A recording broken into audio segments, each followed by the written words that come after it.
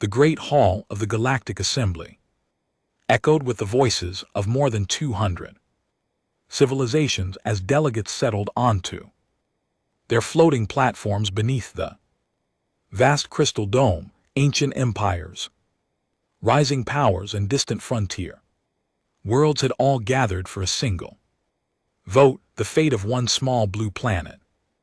Earth, at the center of the chamber, Commander Vexful strode toward the speaker's platform with measured confidence, tall even among his own reptilian people. His dark scales gleamed beneath the chamber lights while his golden eyes swept across the assembly. He had spent years preparing for this moment. With a sharp movement of his clawed hand, a massive holographic display came to life behind him. The room fell silent. Honored members of the Galactic Assembly, he began, his deep voice carrying effortlessly through the colossal hall. For the past 20 cycles, our intelligence divisions have conducted a comprehensive study of the civilization known as humanity. He paused. What we discovered should concern every species represented. Here the display changed. Battlefields, burning cities, missile launches, ancient wars, modern conflicts, human soldiers charging through smoke and fire. Every image painted the same disturbing picture, a species that seemed to have mastered the art of fighting long before it mastered peace. Murmurs spread across the assembly. Some delegates looked disgusted, others looked afraid, several quietly nodded in agreement. To them the evidence was undeniable. They believed humanity's history proved it was too dangerous to join the galactic community. None of them realized that the most important part of humanity's story hadn't appeared on the screen yet. These humans spend more resources on weapons than most of our species combined. They have fought wars over land, resources, and even ideas. They are divided into nations that constantly threaten each other, and now they have begun to venture beyond their own world in a small holding cell aboard the draconian ship orbiting the assembly station. 2 humans watched the proceedings on a small screen. Greg Harper, a man with short brown hair and tired eyes, stood close to the screen. His uniform was wrinkled from days in captivity.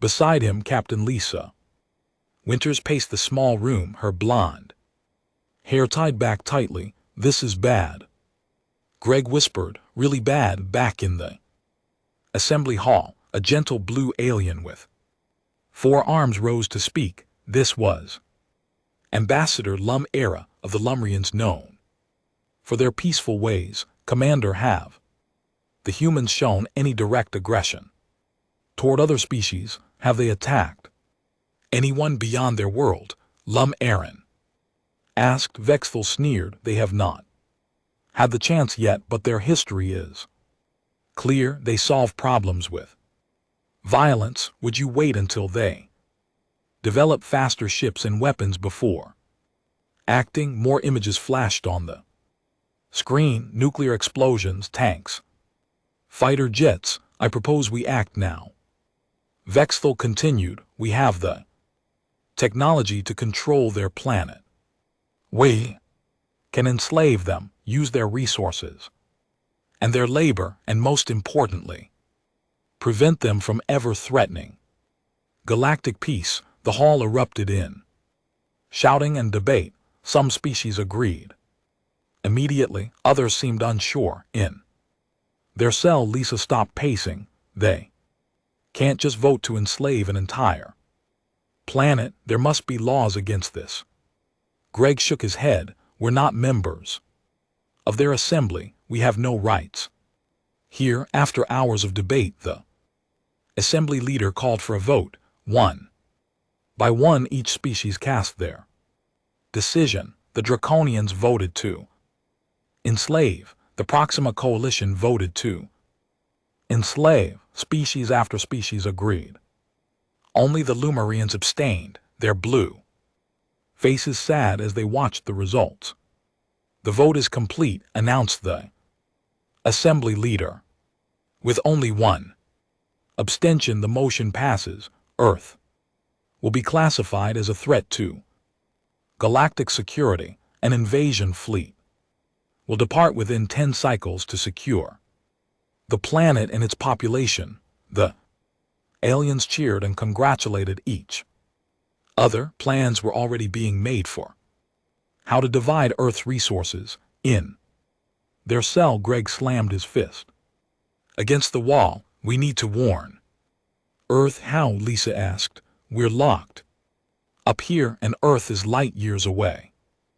Greg pulled a small device from his boot, something he had built from parts stolen from their guards over weeks of captivity. I've been working on this.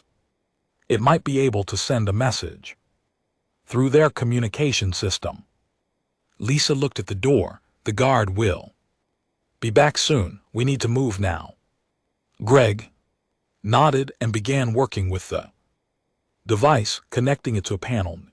Their cell door. After a tense minute, the door slid open. They moved quickly through the corridors, avoiding patrols. They found the communication room unguarded. All the crew was celebrating the vote. Lisa stood watch while Greg worked frantically at the controls. Sending now, he whispered. The message was brief. Invasion coming. All species voted prepare. Just as the message sent, alarms blared through the ship. Their escape had been discovered. Heavy footsteps approached the communication room. Gray and Lisa looked at each other, knowing they would be caught, but they had done what they could. Earth had been warned. The United Nations Security Council room was silent after the message played. 12 men and women sat around the large table, their faces pale with shock. The warning from Greg and Lisa had reached Earth, and now they had to decide what to do. General Allen Mitchell stood up. He was tall with gray hair and a stern face. His uniform bore many medals from years of service. We have confirmed this is not a joke, he said. Our deep space monitors have detected large ships moving toward our solar system. We have 10 days at most before they arrive. A woman with short black hair spoke next. What options do we have, General? Our space defense consists of a few satellites. We have nothing that could stop an alien invasion. Allen looked at her. That's not entirely true, Director Reynolds. It's time to activate Project Thunderbolt. Gasps filled the room. Most of the people there had never heard of Project Thunderbolt. Catherine Reynolds nodded slowly. I was hoping we would have more time to test the systems. Ellen pressed a button and a 3D map of Earth appeared above the table. For the past 50 years, we have been reverse engineering technology from crashed alien ships. In secret, we built defense systems and hid them around the planet. Points of light appeared on the map, in mountains, under oceans, and hidden in plain sight in major cities. We need to call in our best scientists to activate these systems, Catherine said, and we need to inform all world leaders immediately. Within hours, planes were flying to every corner of the globe. Scientists who had worked in secret for years were now being brought to activate the hidden defense network in a lab deep under the Rocky Mountains. Scientists Ethan Blackwood and Maria Rodriguez worked frantically. Ethan had dark hair and wore glasses that kept sliding down his nose as he typed. Maria had long brown hair tied back, her fingers moving quickly over control panels. The system was never meant to be activated all at Once Maria said, worry in her voice. We don't know if it will work, Ethan. Didn't look up from his screen. We don't have a choice if we don't try. Earth becomes a slave planet around the world. Similar scenes played out in underground bunkers, mountain bases, and secret island facilities. Scientists activated dormant alien technology. News channels worldwide announced that an alien threat was approaching. Instead of panic, people came together. Old enemies put aside their differences, for the first time in history, all nations united against a common threat. In space, the alien fleet moved closer.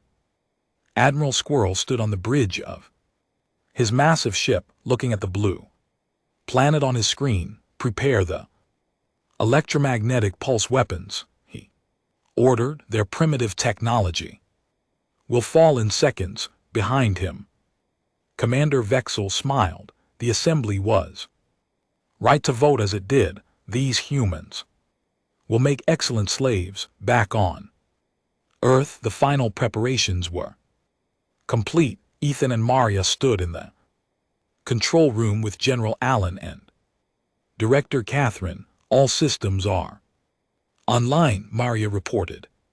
The shield is ready. Allen looked at the large screen showing the approaching fleet. They have no idea what's waiting for them. The alien ships entered Earth's orbit, spreading out to surround the planet. On each ship, weapons powered up, weapons that had conquered dozens of worlds before. Admiral Scare gave the order. Fire the first wave. Thousands of electromagnetic pulses shot toward Earth, meant to disable all electronics and leave the planet defenseless. But as the pulses reached the atmosphere, something unexpected happened. Shimmering blue shield appeared, surrounding the entire planet. The pulses hit the shield and bounced back toward the alien ships. Several smaller alien vessels exploded immediately as their own weapons hit them. Alarms blared across the invasion fleet. Impossible, shouted Vexful. They are primitives. Admiral Squirrel stared in disbelief as the shield grew stronger. Pull back, all ships pull back, but it was too late. The shield expanded outward, reaching the closest ships. Upon contact, the alien vessels simply fell apart, their technology neutralized by Earth's defenses. On Earth, shears erupted in the control room. The first wave of the invasion had failed. This is just the beginning, Allen said, his face serious. They'll be back with more ships and different weapons, but now they know Earth will not be enslaved easily. Admiral Squirrel paced the bridge of his damaged flagship. Half of the invasion fleet was destroyed or disabled. The remaining ships had pulled back to the far side of Earth's moon to regroup. How did they do this? He demanded. Our reports said they had no advanced defense technology, Commander. Vextul's scales had pled with anger. Someone has helped them. This shield technology is similar to what the Arcturans use. A junior officer approached with a report. Sir, we've detected energy signatures around the planet. They have orbital platforms we didn't see before. On the main screen, small dots appeared showing hidden defense platforms in Earth orbit. They had been cloaked until they activated. We need to inform the assembly, said an aide. No. Vexthal slammed his clawed hand on a console. We will crush these humans. Prepare the second wave with heavy weapons. Meanwhile, aboard the flagship, Greg and Lisa were still being held prisoner, now in the high security detention level. They felt the ship shake from the battle. Something's happening, Greg whispered. They must have gotten our message. Lisa pressed her ear to the wall. The guards are panicking. I think Earth is fighting back. Greg smiled for the first time in days. Then we need to help if we can. Access a terminal. We might be able to disrupt their systems from here. Lisa looked at the door lock. I think I can. Short-circuit that panel if you can. Distract the guard. Back on Earth. Celebrations were brief. In the mountain command center, Maria watched as new alien ships moved into position.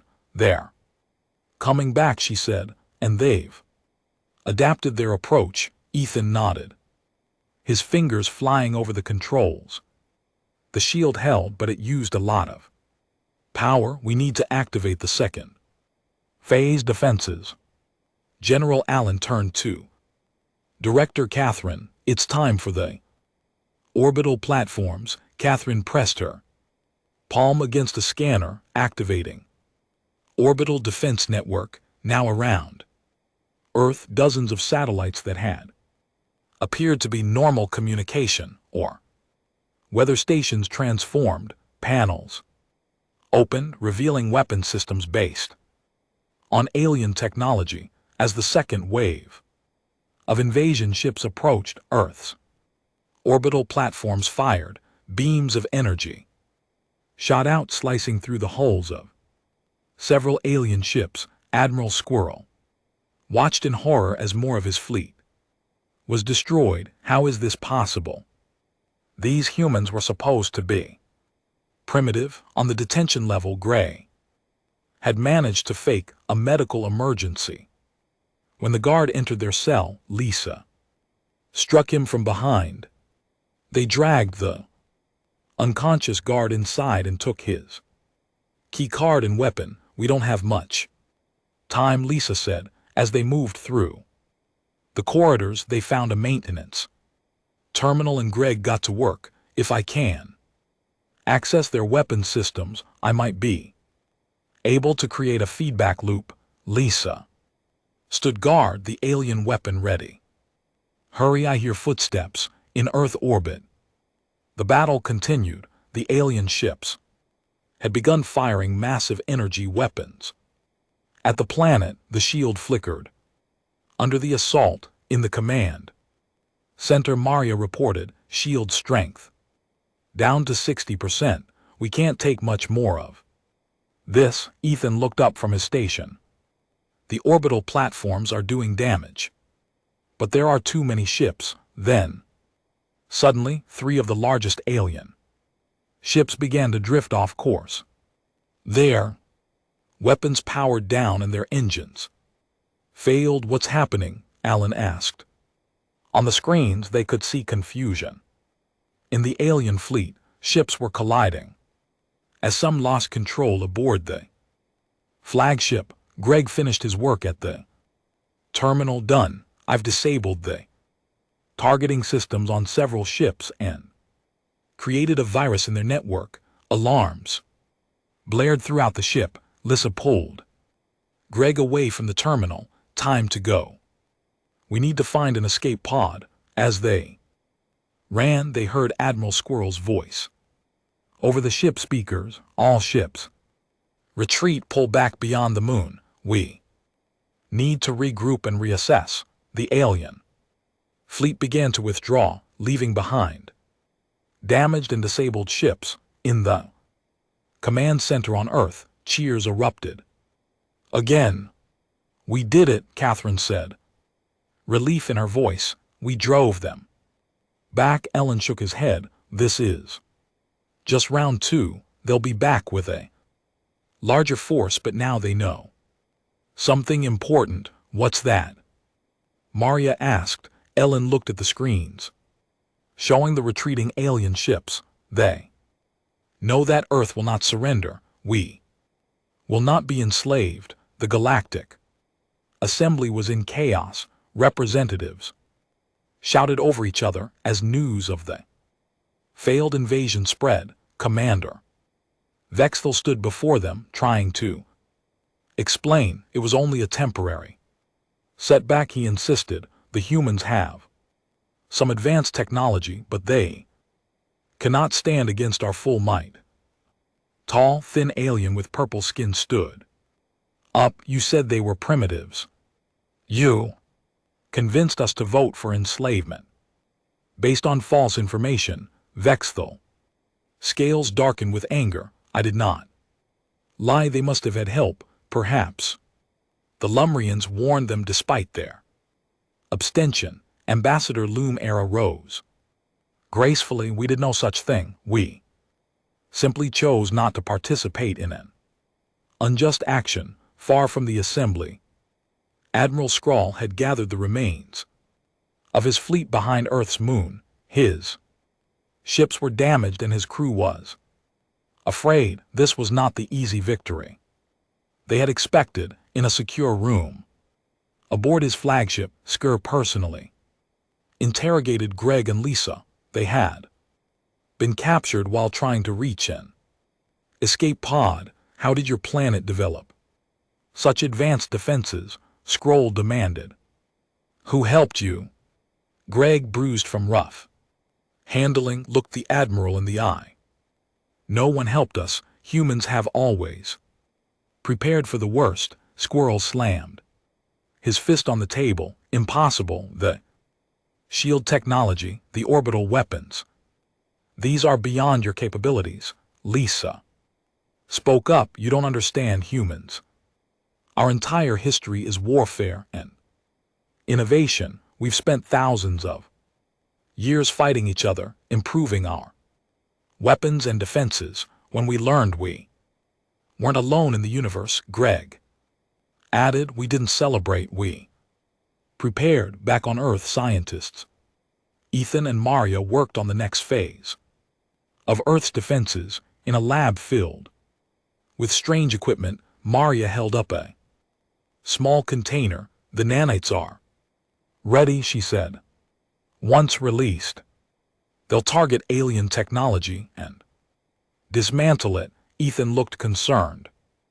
Are we sure we can control them? These are more advanced than anything we've tested. Maria nodded. They're programmed to recognize Earth technology as friendly. Everything else is fair game. In orbit around Earth, small satellites began releasing clouds of tiny machines invisible to the naked eye. The nanites spread out, moving toward the alien fleet hiding place. At the United Nations, General Allen briefed world leaders on the situation. The aliens are regrouping, but they'll be back. We need to prepare for a larger attack. A woman stood up from the audience. What about the assembly that voted to enslave us? Can we appeal to them? Allen shook his head. Our diplomats tried that before.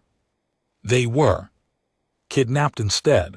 The only language these aliens understand is force. Meanwhile, a small Earth ship quietly launched from a hidden base. Inside were 6 soldiers led by Major Daniel Crawford, a man with a scared face and steady hands.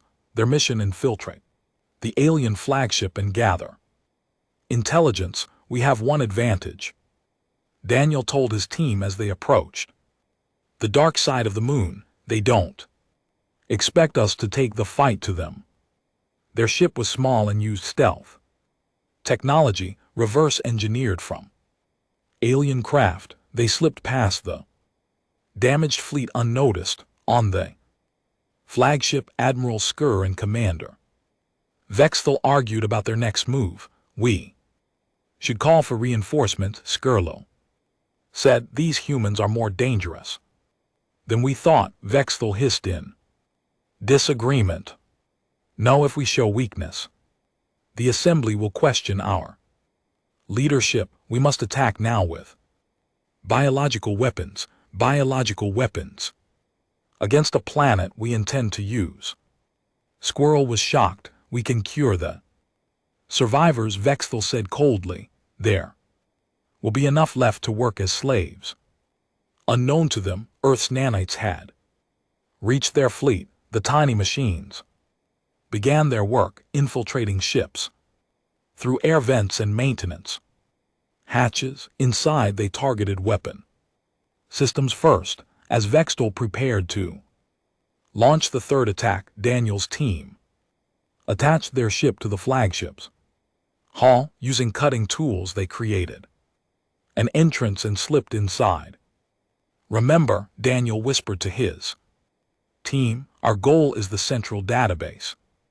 We need to know everything about their plans and weaknesses. The humans moved silently through the ship, their path cleared by the confusion caused by failing systems as nanites spread throughout the fleet. Earth was no longer just defending, now they were taking the fight to the enemy. Commander Vextal ordered the launch of biological weapons against Earth. Large missiles left the alien ships heading toward the blue planet. Each contained deadly viruses designed to kill millions while leaving infrastructure intact. On the flagship's bridge, Vextal watched with satisfaction. Let's see their shields. Stop these. But as the biological weapons entered Earth's atmosphere, something unexpected happened. The missiles began to break apart. Their metal shells dissolved as if eaten by acid. What's happening? Vextal demanded. A science officer checked the readings. Something is attacking the missiles at the molecular level. They're being dismantled. The biological weapons never reached their targets. Instead, they dissolved into harmless dust. In Earth's Defense Command Center, Maria watched her screens with amazement. The nanites worked. They identified the biological weapons and neutralized them. Ethan studied the data coming in, but they're doing more than we programmed. They're learning and adapting. Maria zoomed in on an image. Look at this. The nanites are developing new attack patterns. They're evolving beyond our instructions. General Ellen looked concerned. Is that dangerous for us? Not yet, Maria replied. They still recognize Earth technology as friendly, but they're becoming more intelligent. Aboard the alien flagship, Major Daniel and his team moved silently through service corridors. They wore special suits that masked their heat signatures from alien sensors. We're approaching the prison section, Daniel whispered to his team. According to intel, that's where they're holding our diplomats.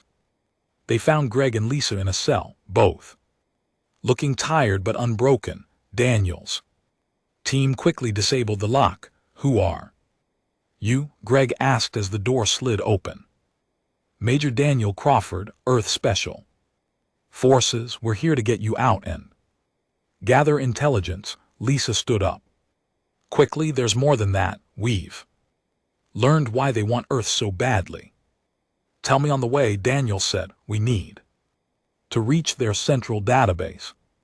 As they move through the ship, Lisa explained, Earth sits on a nexus of natural wormhole junctions. Most species need to travel for years between stars, but with control of Earth, they could move instantly across the galaxy. So we're not just labor to them. One of Daniel's team said. We're sitting on prime real estate. Meanwhile, in another part of the ship, Admiral Sayre discovered the extent of the nanite damage. Ship after ship reported weapons failures and system breakdowns. He confronted Vextal. Your biological attack failed. Our ships are being eaten from the inside by some kind of human technology. We need to retreat and regroup. Vextal's eyes narrowed. Retreat? After the Assembly trusted us with this mission? Never. The Assembly was deceived about human capabilities. Squirrel argued. We all were. This is no longer about enslavement. It's about survival. Their argument was interrupted by alarms. The ship's sensors had Detected intruders on Earth, Director. Catherine reported to world leaders. Several alien species have sent secret communications to us they want to break. From the invasion coalition, can we trust them? A leader asked. We don't. No, Catherine replied, but the Lumrians have offered a formal alliance. They say they never wanted this war. General Allen studied the star charts. If we can split the invasion force, we might be able to end this without more bloodshed. In the command center, Ethan called for Maria to look at his screen. Something strange is happening with the Knights.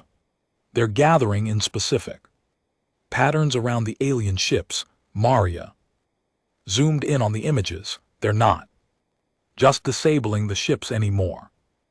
They're communicating with each other, forming a network. Ethan typed rapidly, trying to understand the data. I think they've developed some kind of shared consciousness. They're coordinating their attacks. Is that a problem? Maria asked. Ethan looked up, his face serious. It might be. We designed them to follow our commands, but they're making independent decisions now. Aboard the flagship, Daniel's team reached the central database while his soldiers stood guard. Daniel and Greg downloaded critical information about the invasion fleet and the Galactic Assembly. We've got what we need, Daniel said. Time to go. But as they turned to leave, they found their exit blocked by Admiral Skur and a squad of guards, humans. Squirrel said, raising his weapon. You continue to surprise me, Admiral. Squirrel pointed his weapon at Daniel and his team. The humans were surrounded with no clear way to escape. How did you get aboard my ship? Squirrel demanded. Daniel kept his hands visible, but stayed ready to move the same way. We stopped your invasion, human. Ingenuity. Surprisingly, Squirrel lowered his weapon slightly. You should know that Commander Vexel plans to destroy your planet rather than admit defeat. He has called for planet killer weapons. Why are you telling us this? Lisa asked cautiously. Because this invasion was built on lies, Squirrel replied.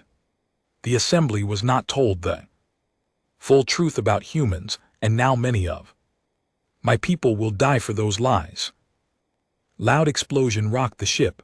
Alarms blared throughout the corridors. What was that? Greg asked. Scroll checked the screen on his wrist. Vexel's forces are attacking mine. The invasion fleet is turning against itself. Let us go, Daniel said firmly. We have information that could end this conflict. Scroll hesitated, then made his decision.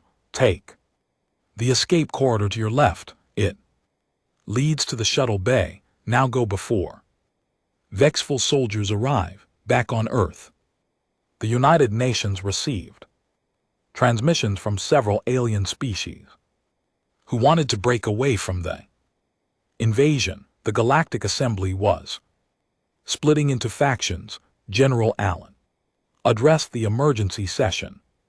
We now have a chance to divide our enemies. I propose we offer peace to any species that withdraws from the invasion. Immediately, Director Catherine agreed. And we should show them what happens if they continue to fight against us. She revealed their newest weapon, Project Olympus. On the screen, a large space station appeared hidden on the far side of the moon. This station can create artificial wormholes, Catherine explained. We can redirect attacks back to their source. Meanwhile, Greg and Lisa had reached the United Nations via emergency shuttle. They presented the information they had gathered. The Draconians, led by Vextul, deceived the assembly, Greg explained. They claimed we were savages who needed to be Controlled, but their real goal was to gain control of Earth's wormhole nexus. Lisa added, and now many species realized they were tricked into this war. They're looking for a way out. Earth sent messages to specific alien species, offering peace terms to those who withdrew. The response was immediate. Several fleets broke away from the invasion force, leaving the Draconians isolated. In orbit, the remaining Draconian ships prepared for a final attack. Commander Vexthal had taken control after Admiral Squirrel's defection. Prepare the planet killers. Vexthal ordered, if we cannot have Earth, no one will. On the Lumerian flagship now allied with Earth, Admiral Skrull warned his new partners, Vexthal will not surrender. His weapons can crack your planet's crust. Earth's defense team activated Project Olympus. The space station powered up, creating a shimmering distortion in space, an artificial wormhole. Maria and Ethan monitored the nanite swarms which had spread throughout the enemy fleet. The nanites have infiltrated the Draconian flagship. Maria reported they've reached critical systems. The Draconian fleet launched their planet killer weapons, massive missiles designed to penetrate to Earth's core. But as the weapons approached, Project Olympus created a wormhole directly in their path. The missiles entered the wormhole and disappeared. Moments later, explosions erupted among the Draconian fleet as their own weapons emerged from another wormhole behind them. On the Draconian flagship, Vexthal watched in horror as his ships were destroyed by their own weapons. Impossible, he screamed. Nanites had reached the flagship's bridge. They swarmed over control panels, disabling weapons and defenses. Greg and Lisa addressed the Galactic Assembly through hacked communications. Their faces appeared on screens. Throughout the assembly hall, people of the galaxy, Greg began, you were deceived into voting for our enslavement. Now you see the truth about Earth. Lisa continued, we offer peace to those who respect our sovereignty, but to those who wish us harm, look to the fate of the Draconian fleet across the galaxy. Species that had voted to enslave Earth now watched in fear as the mighty invasion force crumbled before human defenses. Many began to send urgent messages to Earth. They no longer demanded submission. They pleaded for mercy. Commander Vexthal refused to surrender even as his fleet burned around him. His flagship, protected by special shields, remained intact while smaller ships exploded from their own redirected weapons. Prepare the jump drive, he ordered his remaining loyal crew. We will return to the assembly and gather a larger force. But the ship's engines failed to respond. On every screen, strange patterns appeared. The nanites had taken control of the flagship systems. Vexthal slammed his fist against the control panel. Get these human machines out of our systems. His tech officer shook his head. We cannot. Commander, they are everywhere and they are changing. They no longer just disable.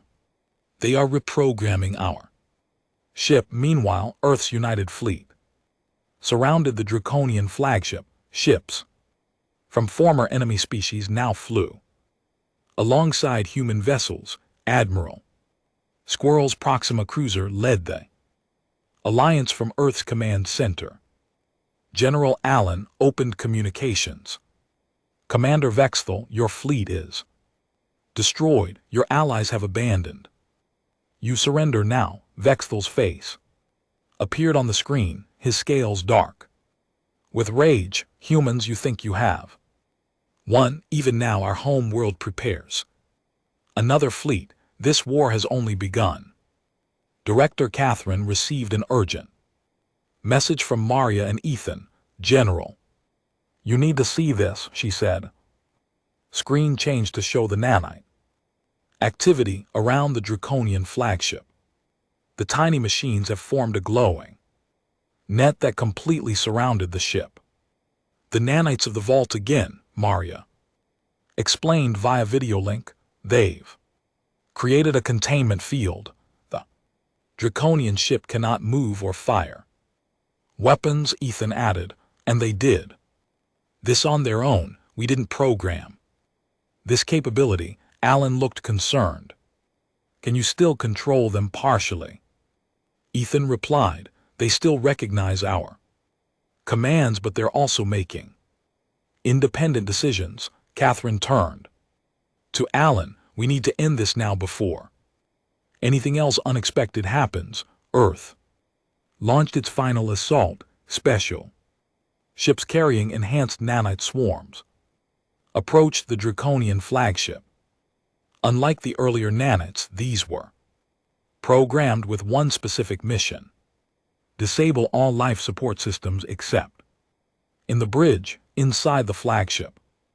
Vexthal's crew began to panic as section after section lost air and power. Soon, only the bridge remained functioning. What are you doing? Vexthal demanded. When Earth reopened communications, showing mercy, General Allen replied, we could have killed everyone aboard your ship. Instead, we're giving you a chance to surrender. On Earth, the United Nations chamber was filled with representatives from around the world. They watched as the Draconian flagship was towed into Earth orbit, completely disabled. What will we do with Vexthal and his crew? A world leader asked. They will stand trial, Catherine answered, not just for attacking Earth, but for deceiving the Galactic Assembly. In the science lab, Maria made a discovery that shocked her. Ethan, look at this, she called to her colleague. The nanites had formed complex patterns that resembled networks. They were communicating with each other in ways that looked like language. I think they've developed some kind of consciousness, Maria said. Quietly, Ethan studied the patterns. This is beyond anything we programmed. They've become something new. Across the solar system, ships from dozens of alien species arrived carrying representatives. Each one had come to personally apologize to Earth and offer peace treaties. The Lumerian ambassador, Lum Era, was the first to address the United Nations. We always oppose the enslavement vote, she said. Now we wish to be the first to recognize Earth as a sovereign power in the galaxy. Admiral Squirrel spoke next. The Assembly was wrong about humans. We saw your weapons and feared you. We should have feared your mercy more. Around Earth, the nanite swarms continued to evolve and grow. They formed protected screens around the planet, monitoring for any new threats. Major Daniel led the team that boarded the Draconian flagship to arrest Commander Vexthal. They found him alone on the bridge, his crew having abandoned him.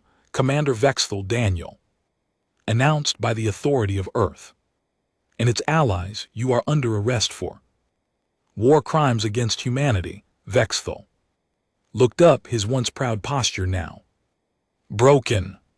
How? He asked simply. How did primitives defeat the greatest fleet in the galaxy? Daniel smiled slightly. You should have checked your history books. Humans have been preparing for this day since we first looked at the stars. 1 month after the failed invasion, the Galactic Assembly gathered for a historic session. For the first time, representatives from Earth were present. Greg and Lisa stood tall as they entered the Grand Hall, now as official ambassadors rather than prisoners. The Assembly leader, a wise old being from a species known as the Elders opened the session. Today we welcome Earth to the galactic community, not as a conquered world but as a respected new member. Around the hall, representatives from over 200 species watched. Many looked ashamed, others seemed afraid. They had all voted to enslave humanity, and now they sought forgiveness. Commander Vexthal was brought in wearing restraints. His trial had ended with a conviction for war, crimes and deception. He would spend the rest of his life in prison. As Vexthal passed Greg and Lisa, he hissed, "You should be grateful. Without my vote to enslave Earth, you would never have discovered your true strength." Lisa smiled coldly. "Without your vote, thousands wouldn't have died. Remember that in your cell on Earth, celebrations continued worldwide. The planet was united as never before. Old enemies had become allies against a common threat, and those alliances remained strong in peace." In the mountain laboratory, Maria and Ethan made their report to General Allen and Director Catherine. "The nanites have stabilized," Maria explained. "They formed a collective intelligence that communicates with us." "Are they dangerous?" Ellen asked. Ethan shook his head. "They want to protect Earth. That's still their core programming, but they're also curious. They want to learn." Catherine looked thoughtful. "So we have a new form of life born from our technology." "Yes," Maria agreed, "and they've asked for rights and recognition." At the assembly, Greg presented Earth's proposal for a new galactic charter. "We believe all species should have the right to self-determination," he said. "No more votes to enslave others. No more invasions based on fear." The charter included protections for developing worlds and required truthful information before any assembly vote. Most importantly, it banned slavery. Throughout the galaxy, many species quickly supported the charter. Others hesitated but eventually agreed when Earth demonstrated its new defensive capabilities. A fleet of ships protected by nanite swarms and armed with wormhole technology. Admiral Squirrel, now leading a reformed Proxima coalition, approached the Earth ambassadors after the session. "My people wish to form an alliance with Earth," he said. "We have much to learn from humans, and we have much to learn from you." Lisa replied, "Alliance is better than conquest." Back on Earth, Major Daniel stood before a memorial wall. On it were the names of those who died defending Earth during the invasion. Though Earth had won, the victory came with a heavy price. A ship landed nearby, carrying Ambassador Lamra. She walked slowly to stand beside Daniel. "We mourn your losses," she said softly. "Thank you," Daniel replied, "but we also celebrate our survival in our new place in the galaxy." In orbit around Earth, ships from 100 worlds formed a protective circle. Once they had come to conquer, now they came to honor and protect. The nanite collective had created a unique vessel that hovered above Earth's atmosphere. It served as both guardian and observer, watching for any threat to its human creators. Director Catherine visited the vessel, communicating with the nanic consciousness. "What will you do now?" she asked. The answer came as patterns of light that translated to words. "We will protect, we will learn, we will grow. We are part of Earth now." In the Galactic Assembly, the final vote on Earth's charter was unanimous. The same species that had once voted to enslave humanity now voted to protect it and all other worlds from such threats. Greg and Lisa stood on a balcony overlooking the assembly hall. Do you think they've really changed? Lisa asked. Greg looked out at the representatives from hundreds of worlds. Some have, others are just afraid of us now, but fear can become respect over time. And what about humanity? Have we changed? Greg smiled. We've always been explorers and fighters. Now the galaxy knows it. We won't be the ones pleading for mercy again. As he spoke, Earthships prepared to journey beyond the solar system. For the first time, humanity was ready to take its place among the stars, not as slaves but as equals.